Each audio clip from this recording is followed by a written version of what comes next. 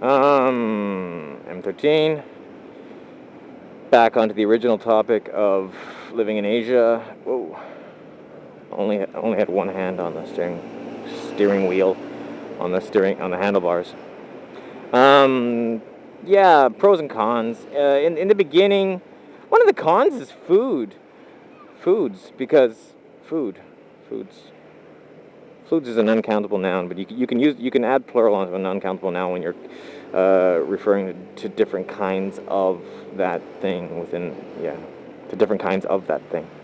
For example, water. You can't say waters unless, of course, you're referring to different types of waters, and then you can. So, in other words, they sell many different types of waters at 7-Eleven. Actually, even then it sounds strange, right?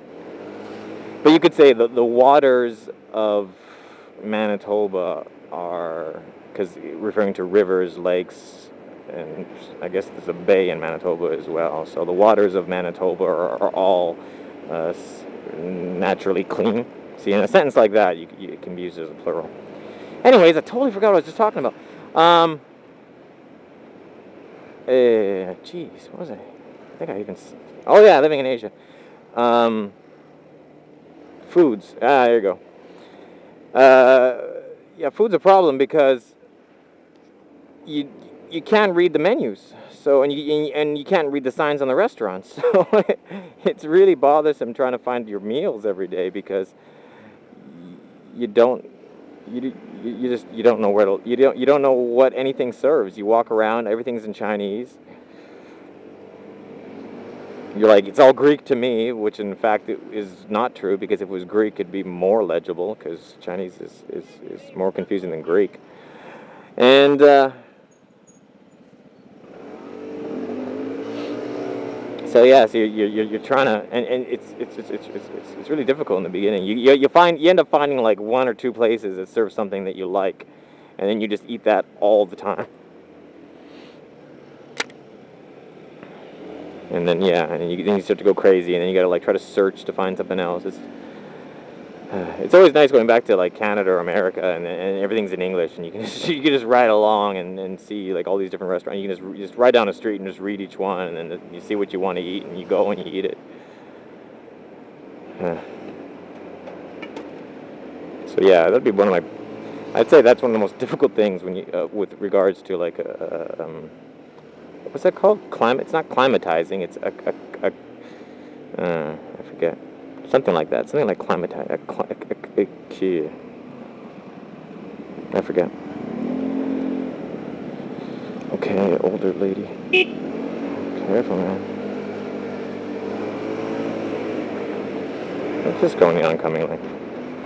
I find the oncoming lane a bit more predictable because, again, I'm not even fully in the oncoming lane as I got space. You go on, like, most people pass on the right. The vast majority of people will pass on the right because, oncoming lane, scary, cars coming head on at you. But if you're passing a car on the right and the car moves over, well, what happens? You hit the curb and you get sandwiched and you crash.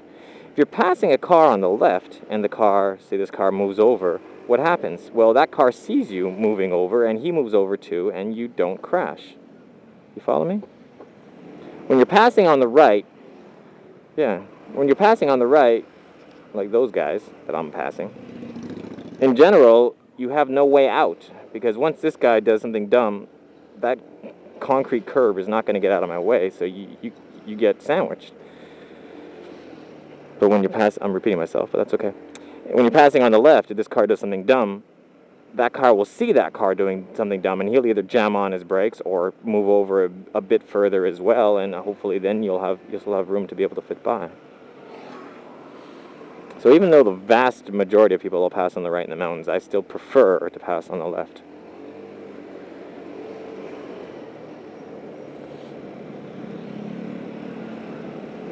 I totally should have just went right then.